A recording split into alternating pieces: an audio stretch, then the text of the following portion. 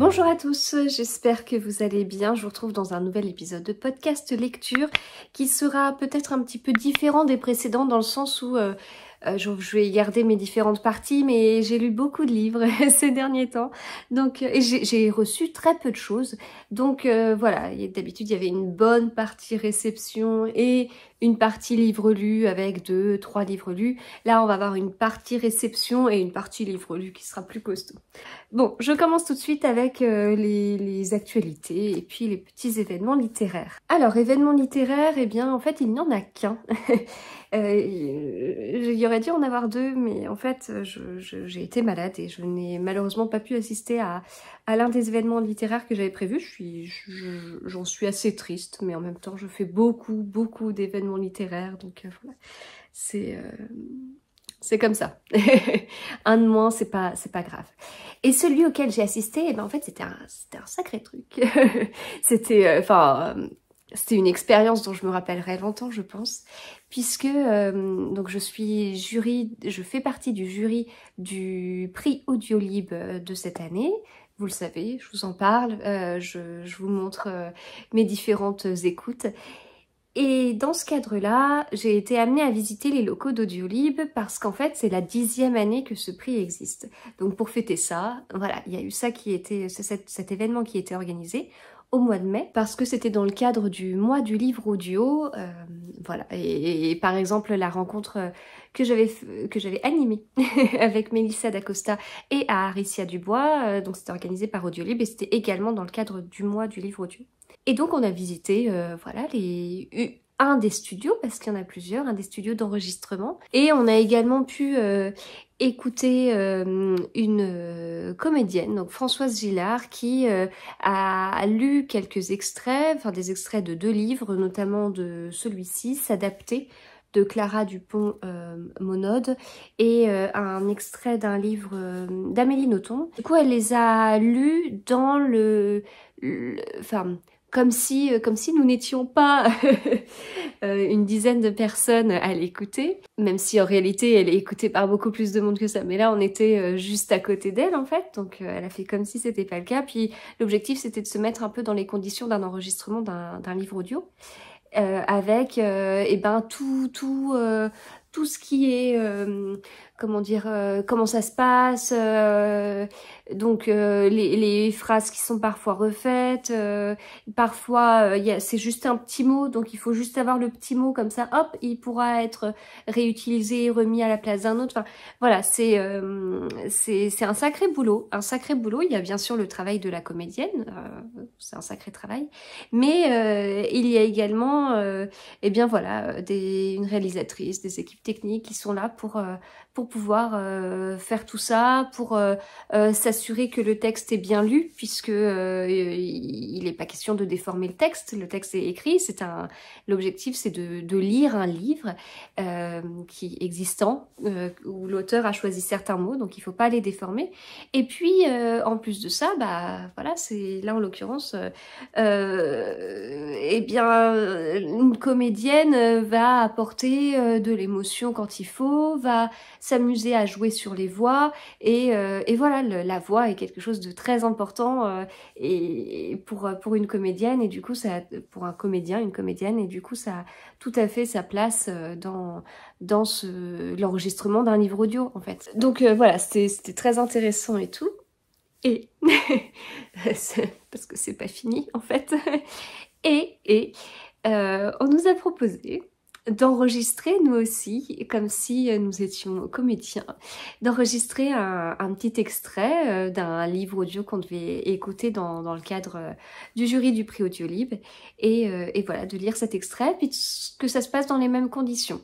Donc on lit, si jamais on bute sur un mot, on nous fait reprendre, si jamais bon, on a fait la phrase, moi ça m'est arrivé à un moment donné, j'ai fait une phrase, mais non pas que j'ai buté franchement sur des mots, mais c'était pas forcément très fluide. Bon, bah on a refait la phrase, puis voilà, après c'était bon. Donc voilà. Alors c'était assez impressionnant parce qu'en fait on est dans une toute petite salle. Alors moi qui me plains quand je suis au travail, je vois pas du tout la lumière du jour parce que je travaille en open space, je suis en plein milieu de l'open space et en fait il y a des vitres, mais les vitres en plus elles sont teintées pour qu'il n'y ait pas trop de soleil qui entre et que ça gêne pas trop. Et en fait moi j'ai l'impression de ne vivre qu'à la lumière artificielle et en sortant de beaucoup de télétravail, j'ai l'impression où j'ai mes portes-fenêtres à côté, où je vois mon jardin, je vois mes roses en ce moment, voilà tout ça. En plus moi la météo joue tellement sur mon humeur, sur mon énergie que le fait d'être au travail comme ça, c'est quelque chose dont il faut que je me réadapte. En fait ça se passait très bien avant, mais le Covid est passé par là avec les nombreuses périodes de télétravail. Mais en fait, c'est rien. C'est rien comparé à cette toute petite salle, sans lumière du jour, mais c'est même pas une histoire que les fenêtres sont loin et elles sont teintées. Non, non, non, il n'y a pas, en fait. Il n'y a pas de lumière du jour. Et donc cette toute petite pièce, eh bien l'objectif c'est que ce soit assez intime en fait.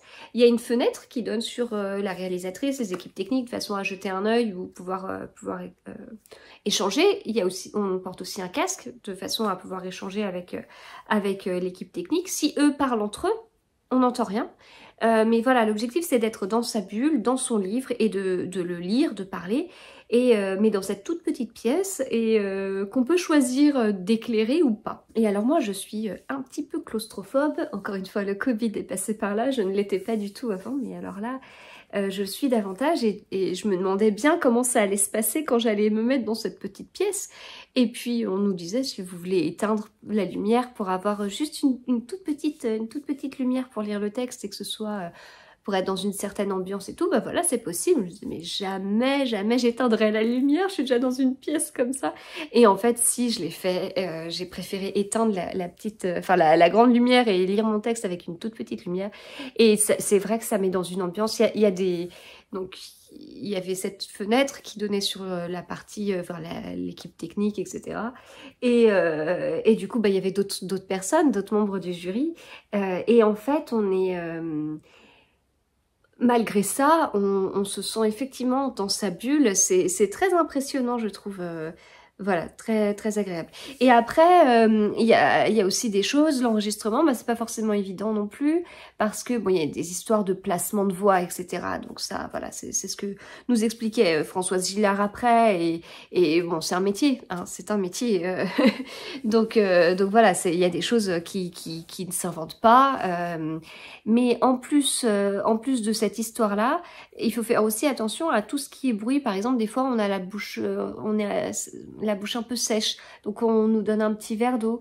On a donc faut faire attention parce que ça peut avoir des répercussions en fait sur la façon dont on va parler. Des fois, c'est un petit bruit de bouche. C'est un petit bruit de table, c'est une feuille qu'on tourne. Ben, en fait, le texte, soit c'est un format papier et on choisit de tourner les pages, mais dans ce cas-là, faut faire attention au bruit. Soit bah, certains préfèrent une tablette. Donc voilà, ça c'est au choix du comédien, mais c'est des petits bruits qui peuvent apparaître auxquels il faut faire attention. Et c'est là où l'équipe technique a une sacrée oreille pour... donc il y en a qui ont une bonne voix côté comédie et comédien, et puis il y en a qui ont une sacrée oreille côté équipe technique pour dire « Ah non, là j'ai un mauvais truc, non là voilà, ça tombe, ce bruit tombe en plein milieu d'une phrase, je pourrais pas l'enlever », enfin voilà, des choses comme ça. Donc très très intéressant, très instructif, et je suis très contente d'avoir assisté à cette visite en fait. J'ai failli la louper pour des raisons personnelles et assez enfin voilà, mais je suis très contente d'avoir pu au final y aller.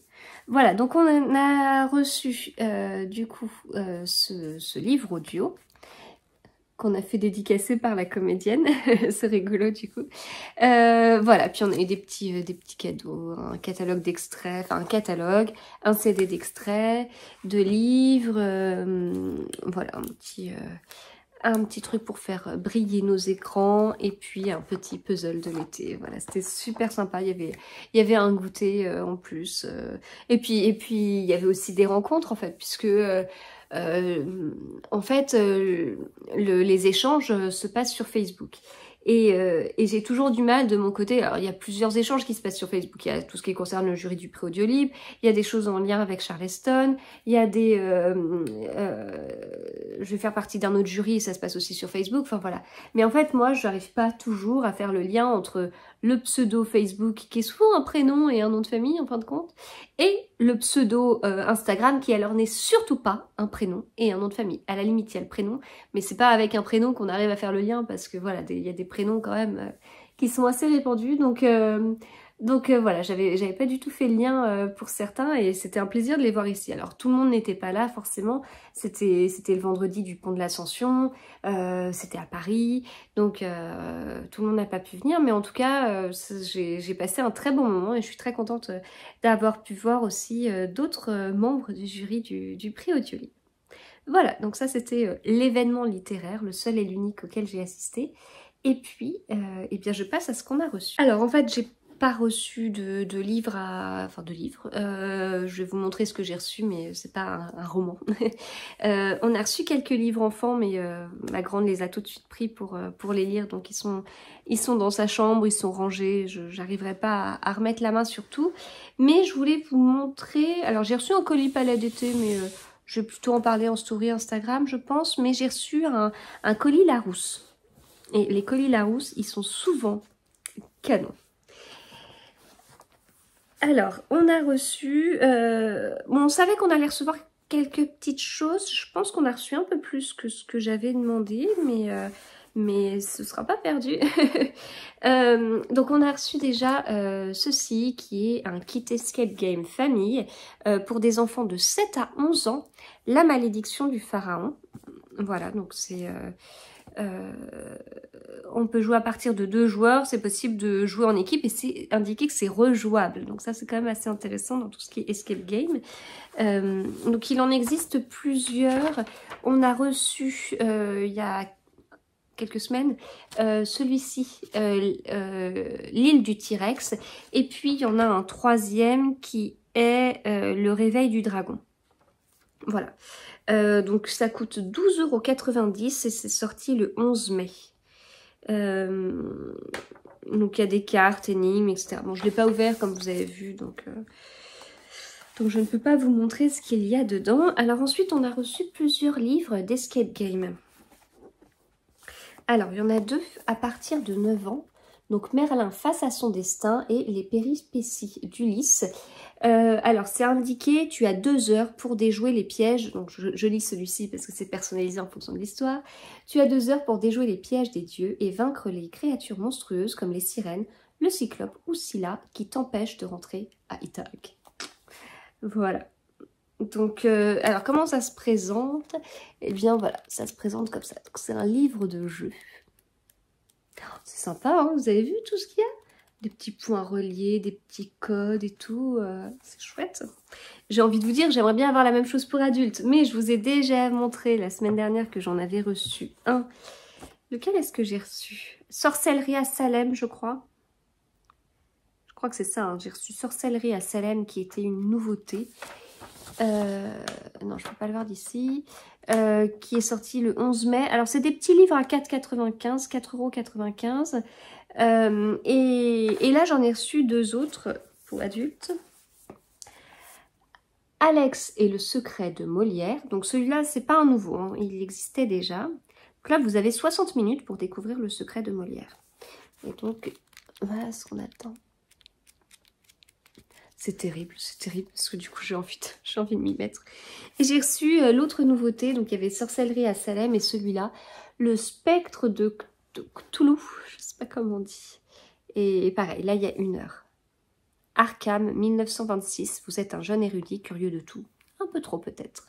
En fouillant dans la bibliothèque de l'université Miskatonic, vous avez découvert un exemplaire du Necronomicon, un livre maudit et interdit à la consultation. Des phénomènes étranges et dérangeants vont alors se manifester et menacer votre raison au cours de 3 effrayantes aventures. Voilà. Et donc, voilà comment c'est.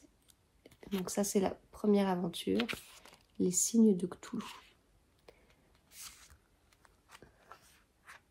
plus, les pages sont noires, hein, ça met dans l'ambiance, police de caractère particulière. C'est une super bonne idée de jouer sur ça. Sachant que la somme des faces opposées d'un dé est égale à 7, et que deux faces de même valeur ne peuvent pas se toucher. Trouvez les valeurs des faces supérieures des dés vert, rouge et jaune. C'est bien. Voilà pour ça. Et dans le colis Larousse, il y avait aussi un cahier de vacances Naruto. Voilà, donc avec... bon, c'est un cahier de vacances peut-être pour adultes, quoi qu'il y a des mots, des grilles de mots, etc. Mais il y a carrément des mots croisés, donc bon, ça c'est pour mon fils. Du coup je pense qu'il y a pas mal de choses qui pourront l'intéresser dedans, mais il y a peut-être des choses où il sera trop petit pour faire. C'est pas grave, ça l'occupera déjà pas mal, et puis je pense que mon mari viendra compléter le reste. Donc on passe au livre que j'ai lu. Il y en a pas mal. Alors pourquoi il y en a pas mal? Bah déjà il y a eu un jeudi férié. Bon, c'est le jour où j'ai enregistré ma dernière vidéo. Ensuite, eh bien, donc je faisais pas le pont de l'Ascension, mais on a fait beaucoup de routes quand même. On est parti pour une raison très triste malheureusement, puisque c'était pour un enterrement. Mais on a passé énormément de temps sur la route à cause du monde qu'il y avait au retour, puisque le dimanche de fête des mères, je l'ai passé en voiture pour essayer de rentrer chez moi. Donc j'ai pu lire. Voilà. En fait, vous vous en moquez de savoir que j'ai passé mon dimanche de fête des mères en voiture, mais en fait, le plus important, c'est que c'était pour lire, quoi. Enfin, ça m'a permis de lire. Ça m'a permis d'avancer dans mes lectures. Et puis maintenant, les mercredis, donc je travaille pas les mercredis après-midi, j'arrive à lire davantage, mais même ça c'est global en fait. J'avais tendance à être toujours assez déconcentrée. Maintenant c'est moins le cas, je suis moins déconcentrée, j'arrive à être plus concentrée sur ma lecture pour certaines raisons. Et du coup j'avance mieux. Donc j'ai pas plus de plages de lecture dans ma semaine, mais celles que j'ai, elles sont mais efficaces en fait. Et je le vois, c'est quelque chose que j'ai déjà vu sur la fin du mois de mai. Et puis début juin, bah, le 1er juin, j'étais déjà à 3 livres lus. En fait, ce que je compte, quand je parle des livres lus dans un mois, je compte les livres que j'ai finis dans le mois en cours. Après, c'est vrai que globalement, j'aime bien finir un livre le dernier jour du mois et en commencer un autre le lendemain. Je trouve ça plus juste, mais bon, ça arrive pas tout, ça marche pas toujours. Et du coup, bah, le 1er jour du mois, j'ai fini un livre audio, j'ai fini un livre papier et j'ai lu un livre papier dans la journée. C'était un mercredi. J'étais malade, donc l'après-midi, j'ai pas été capable de faire tous les trajets pour les enfants. J'ai lu, alors d'une façon pas très efficace parce que j'étais pas très en forme, mais malgré tout j'ai quand même lu un livre et voilà. Donc c'est vrai que là ces derniers temps je trouve que je gagne en concentration entre guillemets, voilà. Alors, qu'ai-je lu? Bon, je vais essayer de les mettre dans l'ordre de lecture. J'en ai pas oublié un là, non. Non, j'en ai pas oublié un. Alors, celui-ci, je vous en avais parlé, je l'avais à peine commencé, sauf qu'en commençant mon livre le jeudi férié, je me suis dit, non, en fait, si j'enregistre pas de vidéo là, je vais pas pouvoir en enregistrer avant un moment, donc ça me tracassait, donc j'arrivais pas à me concentrer sur ma lecture, donc j'ai arrêté ma lecture, j'ai enregistré un bout de vidéo et j'ai repris ma lecture que j'ai fini assez rapidement. On m'avait prévenu, de toute façon, c'est un livre assez court, puisqu'il fait 238 pages et voilà, ça va assez vite. Donc on suit 3 personnages, 3 femmes. On suit Smita en Inde, on suit Julia en Sicile et on suit Sarah au Canada. Ces 3 femmes sont totalement différentes. Elles ont peut-être à peu près le même âge, quoi que je suis pas sûre. Enfin voilà. Elles ont pas du tout la même vie. Mais il y a un côté... elles se laissent pas faire, en fait. Elles ne se laissent pas faire. Elles se laissent pas faire par rapport... Alors, ça va... Ne pas se laisser faire, ça a une application pour chacune différente. C'est-à-dire que Smita, ne pas se laisser faire en Inde, dans les conditions de vie dans lesquelles elle est, ne pas se laisser faire, c'est ne pas accepter que sa propre fille vive dans les mêmes conditions qu'elle. Donc c'est se battre par rapport à ça. Giulia, en Sicile, elle travaille dans l'atelier de son père et à un moment donné, un accident, j'allais dire un incident, non, un accident, fait que elle doit... je sais pas comment dire pour pas spoiler, elle doit se battre par rapport à l'entreprise, enfin à la boîte de son père. Voilà, donc il y a un côté femme forte. Et puis alors Sarah, c'est une avocate, elle a une vie de folie. Elle gère tout partout. Mais ça peut avoir des conséquences malheureusement. Et donc elle doit se battre par rapport à ça. Et en même temps, être une femme avocate, elle a dû se battre aussi pour en arriver là. Si elles sont toutes les trois dans un livre, c'est pas pour rien. Il y a un moment donné où il y a un lien qui se fait. On se doute, ça c'est pas un spoil, la question c'est quel est ce lien. Il est dévoilé pas comme un dénouement incroyable, on n'est pas sur un policier ou un thriller, hein, pas du tout. Donc voilà, on voit le lien qui s'installe avant que ce soit dit officiellement, mais sans que ce soit une révélation, parce que j'imagine que l'autrice se doute tout à fait. On avait nous-mêmes fait les liens entre les différents indices, mais bon, je vous dis, c'est pas une histoire de... on n'est pas dans un roman policier, donc voilà, on voit le lien. J'ai beaucoup aimé, mais ça n'a pas été un coup de cœur. Alors je sais que c'est un peu surprenant parce que beaucoup ont adoré ce livre. Moi, ça n'a pas été un coup de cœur. En fait, ce livre me fait penser à une sorte de souci, entre guillemets, que j'ai eu avec 8 battements d'ailes de Laura Trompette, que j'ai eu dans le cadre en tant que lectrice Charleston. C'est un livre que tout le monde a adoré, c'est un coup de cœur, etc. Et pas moi. Et en fait, il y a certains points dont je vais pas parler, mais voilà, qui peuvent se rejoindre. Point. En revanche, l'un des autres points, je peux tout à fait vous le dire, c'est le fait d'avoir comme ça, de passer d'une femme à l'autre, qui ne se ressemblent pas, et en même temps, qui peuvent avoir à peu près le même âge, je vous dis qu'ils se battent contre une certaine cause, voilà. Et dans 8 battements d'ailes, ça m'avait fait ça, je m'attache davantage à l'un des personnages, vraiment. Et je suis assez douée pour m'attacher aux personnages que tout le monde déteste. Enfin, peut-être pas à ce point-là. Dans 8 battements d'ailes, c'est pas le personnage que tout le monde déteste. Celui-là était assez caricatural et j'avais pas... Bon, voilà, trop du coup pour moi. Mais en tout cas, il y a un côté où forcément le personnage où je vais m'identifier, c'est celui qui est montré du doigt parce qu'il profite pas de la vie. Et donc je me suis attachée à un personnage, donc en l'occurrence Sarah au Canada. Et du coup, comme je m'attache au personnage, en fait, on avait toujours un chapitre Smita, un chapitre Julia, un chapitre Sarah. Smita, Julia, Sarah, etc. Et donc, moi, j'avais hâte de retrouver Sarah. Donc, je lisais Smita, je lisais Julia et oh, trop bien, je lis Sarah. Puis on passe à Smita, puis on passe à Julia. Oh, ça y est, Sarah, ça revient et tout, je suis contente, je vais pouvoir suivre la suite de son histoire.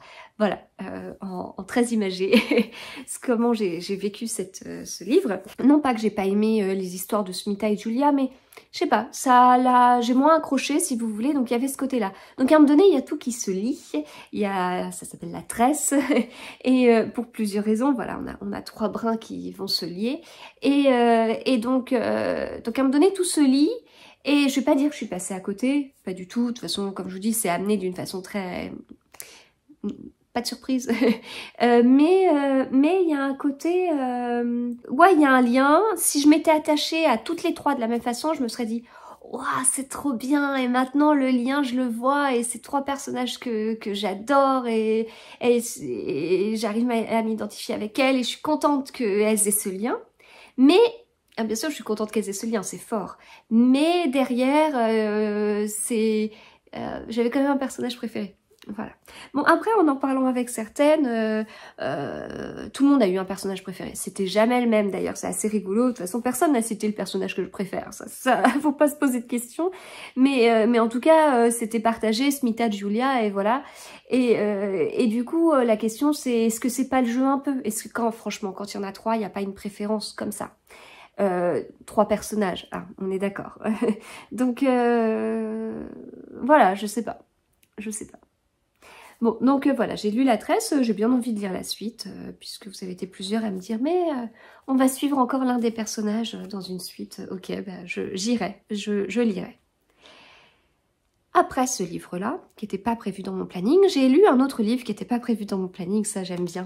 J'aime bien. Je vous ai déjà dit que j'aimais bien me fixer des objectifs, mais des objectifs globalement atteignables, parce que forcément comme ils sont atteignables, j'arrive à les surpasser, et quand je les surpasse, ça booste le moral, quoi. Enfin, c'est valorisant, je trouve. Donc là, j'ai réussi à caser en fin de mois 2 livres qui n'étaient pas prévus dans mon planning, parce que j'ai lu plus vite que prévu, parce que j'étais plus efficace, et je suis très contente. Prendre un enfant par la main, c'est donc celui que j'ai lu par la suite, de François-Xavier Dillard. Alors, je n'ai pas pu le lire d'une traite. Voilà, on peut pas toujours. C'est dommage parce que j'aurais préféré. Mais ça n'en reste pas moins que c'est un livre que j'ai beaucoup aimé. C'est un thriller, c'est pas indiqué... si là, c'est mis thriller. Et ben là, vous voyez, ils n'ont pas menti. C'est un thriller, c'est vrai. Bon, après, c'est mis un roman qui risque de vous procurer quelques nuits blanches. J'ai globalement bien dormi. Mais il était bon comme livre. Hein. Franchement, c'est une belle découverte. Donc, j'avais vu l'auteur à Brive. Tiens, j'ai encore un marque-page dedans. J'avais vu l'auteur à Brive. En fait, à Brive, vous savez, j'ai été avec le gang des tote bags, donc Estelle, Angie et Florence. Je crois que je parle d'elle à chaque épisode. Et il y avait aussi la tante d'Estelle. Et à un moment donné, Estelle, Angie et Florence ont été voir un auteur. Et puis, moi, je ne connaissais pas pour le coup. Et puis à côté, il y avait François-Xavier Dillard et la tante d'Estelle y était pour faire dédicacer. Je dis, tiens, pourquoi pas, je vais aussi en profiter. Et je me suis fait conseiller par l'auteur sur un livre. Et donc, voilà, mon exemplaire dédicacé. Et puis, j'y suis allée et c'est bon, hein. Franchement. Alors, dans ce livre, en fait, on suit Sarah. Encore une Sarah. Sarah qui a 2 enfants, elle part avec son mari sur un voilier. Son mari masculin, très... ce qu'on peut reprocher des fois à certains hommes, il est sûr de lui, quoi. Il est sûr de lui sur certaines choses. Donc là, le voilier, avis de tempête, oui, non, de toute façon ça va aller, ça va le faire et tout. Là, en l'occurrence, on est vraiment sur quelqu'un qui croit même défier la météo, etc. Et puis, en fait, non. Il y a effectivement la tempête, une sacrée tempête. Et en fait, bon, je vous laisserai lire le livre si vous ne l'avez pas lu. Je vais pas vous donner énormément de détails, mais en fait, donc Sarah avait 2 enfants avant cette balade en voilier, et notamment sa fille aînée, Clémentine, qui n'est jamais revenue, en fait, enfin, comment dire, elle est décédée suite à cet accident de voilier lié à une énorme tempête. Et voilà, donc là, dès le début du livre, on nous met dans ce moment-là. Et puis ensuite, il s'écoule un petit peu de temps, je sais plus combien de temps. Alors, le premier chapitre, on est avec le voilier.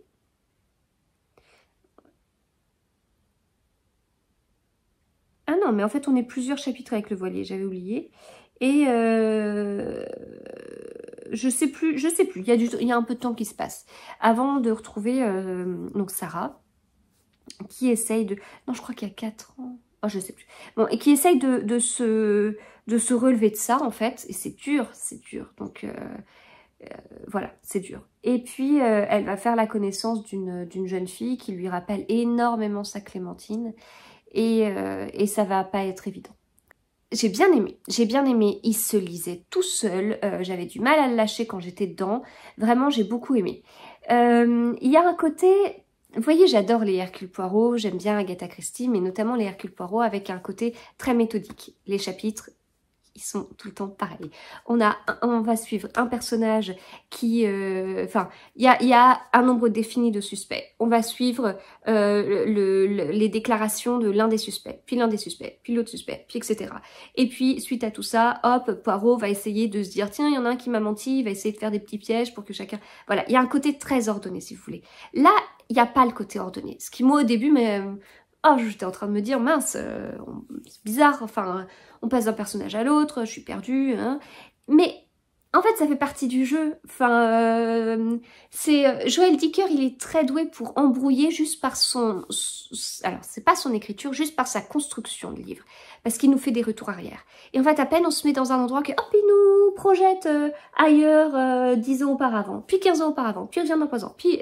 Et voilà. Et donc, en fait, cette construction-là nous embrouille et c'est l'objectif. Et en plus, met un rythme. Donc, comme on est dans un rythme, on est dans l'histoire, on n'a pas le temps de se poser et de dire « Ah non, mais en fait, attends, il est en train d'embrouiller, c'est lui qui a fait le coup. » Enfin, voilà.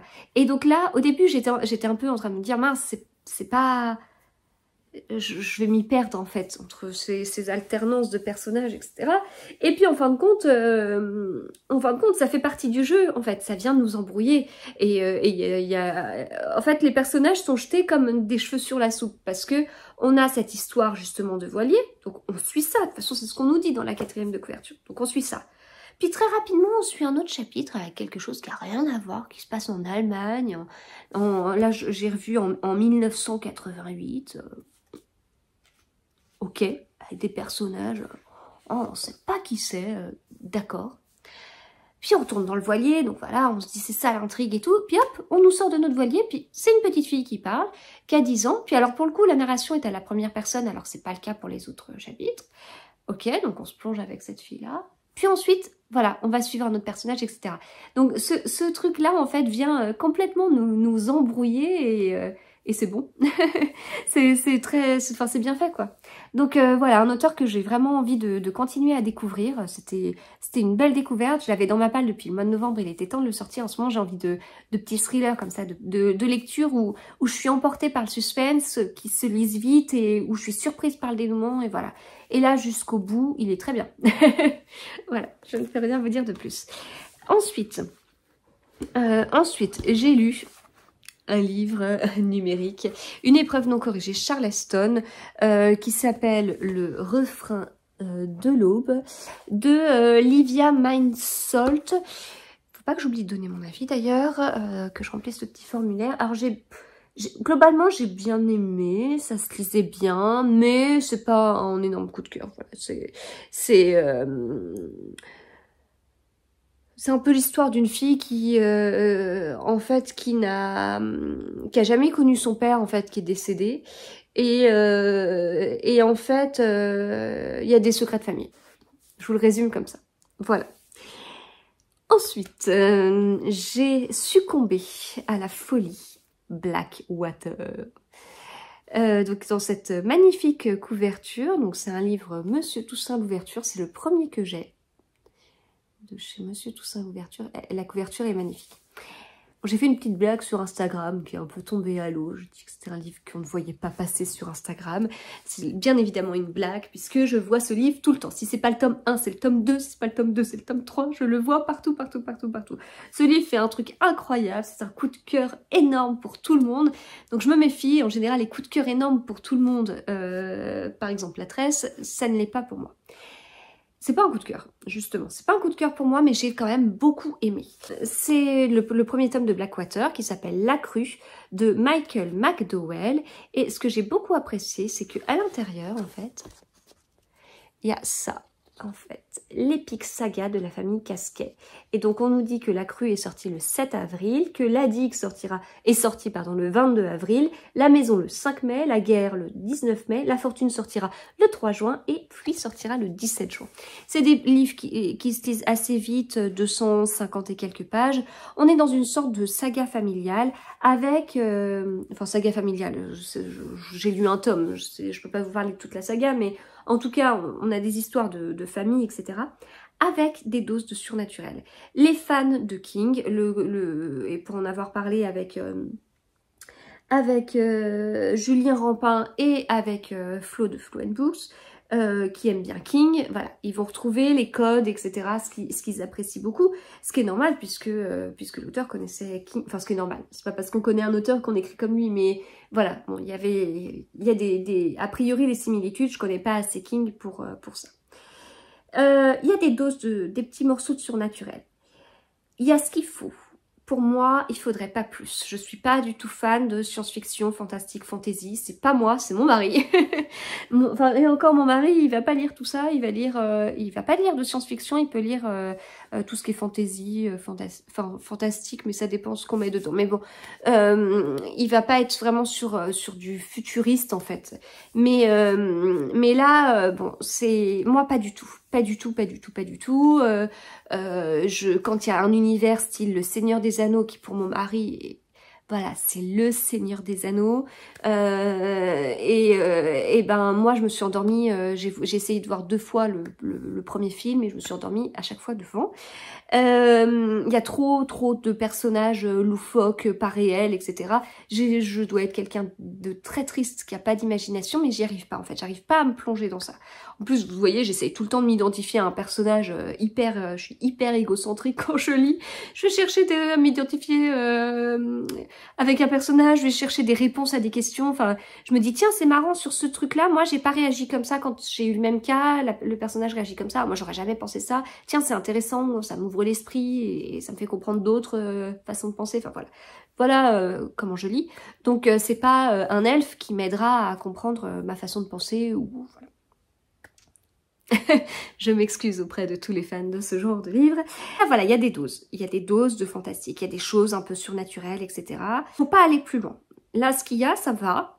Ça frôle la limite, mais ça va. Voilà. Après tout, j'ai bien lu 22 novembre 63. Pour moi, c'est limite pas un livre avec du fantastique, alors qu'il fait juste des petits voyages dans le temps, mais bon. Là, voilà, ça frôle le truc. Alors, bon, je sais pas comment vous résumez ça. On est dans une petite ville du sud de l'Alabama. On a une riche famille, les Casquets, qui font partie de familles riches propriétaires du coin. Et puis, il y a eu la crue. Et en fait, la crue a provoqué de très nombreux dégâts.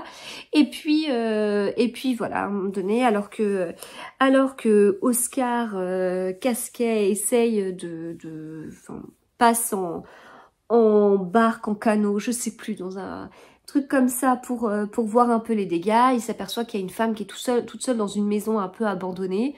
C'est bizarre, la femme elle était là, puis elle est plus là, puis elle est là, et il vient un peu la délivrer, et l'insérer dans sa famille, et voilà. Donc il y a des petites choses bizarres du coup qui se passent. On peut pas dire qu'il y a un dénouement à ces trucs-là, parce que c'est du surnaturel, donc à un moment donné, il faut accepter l'inacceptable. Mais c'est bien, c'est bien, c'est bien. C'est bien parce qu'on s'attache au personnage, c'est bien parce que l'histoire passe bien, on s'attache à l'histoire. Du coup, moi, j'ai envie de lire la suite. Une fois que je l'avais fini, je voulais tout de suite lire la suite, savoir ce qui allait se passer pour les personnages et tout. Donc c'est bien par rapport à tout ça. C'est bien parce que l'écriture, elle est très bien. En fait, dans l'écriture, j'ai l'impression que c'est une histoire qu'on raconte à un enfant. Puis, oh, il y a des petits trucs, des petits... je sais pas comment dire, c'est une histoire qu'on raconte à un enfant et puis en fait, c'est un peu, c'est un peu mordant, c'est un peu, ça me fait penser au ton de la narratrice dans la série Desperate Housewives où voilà la voix de la narratrice, elle est toute gentillette, etc. Puis en fait, elle va parler de trucs, de meurtres, de machins, etc. Et du coup, c'est pas du tout gentil quoi. Donc là, il y a un côté, on raconte une histoire à un an, puis en fait, on s'aperçoit qu'il y a des choses, voilà. Donc il y a une dose de fantastique, il y a une petite dose d'horreur, je m'en serais passée, mais c'est comme ça. Dans 22 novembre 63, il y en avait eu un petit peu aussi. Je vous dis, je compare beaucoup à King parce qu'on m'a dit qu'il fallait pas mal comparer. Je comprends par rapport au seul King que j'ai lu, mais je ne suis pas du tout experte en la matière. Voilà, bah c'était très bien, j'ai hâte de lire la suite parce que je veux savoir ce qui va se passer avec cette famille. Ça se lit tout seul, enfin c'est prenant, je comprends l'engouement. Peut-être qu'il est un petit peu trop... je crois que j'ai rarement vu un livre faire autant de bruit sur Instagram. Je suis pas sur Instagram dans côté Bookstagram depuis des siècles et des siècles, mais franchement, je trouve qu'il a eu un truc énorme, quoi, vraiment énorme. Donc voilà pour cette lecture. Ensuite... j'ai lu celui-ci, c'est Changer de ciel pour mieux voir les étoiles de Sandra Martineau chez Ixou. Bon, je vous avoue que la couverture, je suis pas hyper fan, plutôt la police de caractère en fait, que, voilà, à la limite l'illustration avec une police de caractère j'aurais bien aimé, mais ne vous arrêtez pas à ça, d'ailleurs c'est une histoire de goût, hein, donc certains peuvent tout à fait aimer, et j'ai beaucoup aimé. Alors j'ai beaucoup aimé, d'autant plus que je craignais que ce livre soit plus léger que ce qu'il était, et peut-être, enfin je sais pas. J'ai été agréablement surprise par l'écriture, qui était bien, et avec un humour que j'ai beaucoup aimé en plus. Donc là, en fait, dans l'histoire, on a Chloé qui a 29 ans, et voilà, elle est parisienne, elle est autrice, donc voilà, sa vie parisienne lui tient vraiment à cœur. Sa maman, malheureusement, est décédée, et donc ça a été une épreuve. On ne la suit pas à cette épreuve-là, hein, ça s'est déjà produit quand on commence le livre.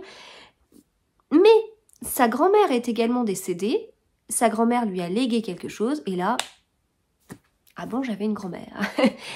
Voilà, sa mère ne lui en avait jamais parlé, elle n'avait jamais vu sa grand-mère, et elle lui a légué une maison dans un village, et bah, du coup, elle va dans le village pour récupérer la maison. Elle est hyper mal accueillie, parce que voilà, c'est la Parisienne qui va chez les villageois. Alors, d'après les villageois, elle a jamais cherché à s'intégrer.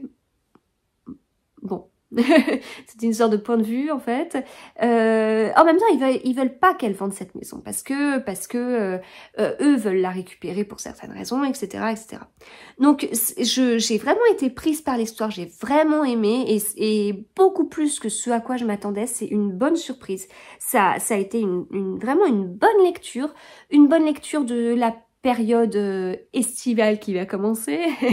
Voilà, bon, je vous ai fait un petit post Instagram il n'y a pas longtemps sur le mois de juin, et donc je prends ça avec des pincettes, c'est très très rigolo sur cette période estivale, mais voilà, de toute façon on est encore au printemps, mais voilà, il y a un côté, je pense que ça peut être une bonne lecture de vacances, c'est pas si léger que ça, pas du tout, mais bien, agréable à lire, crédible en fait, enfin on y croit, les personnages sont bien décrits et tout, donc voilà, un livre que je vous conseille en fait. Voilà, je vais m'arrêter là. J'avais aussi un petit livre audio, mais je vous en parlerai au prochain épisode.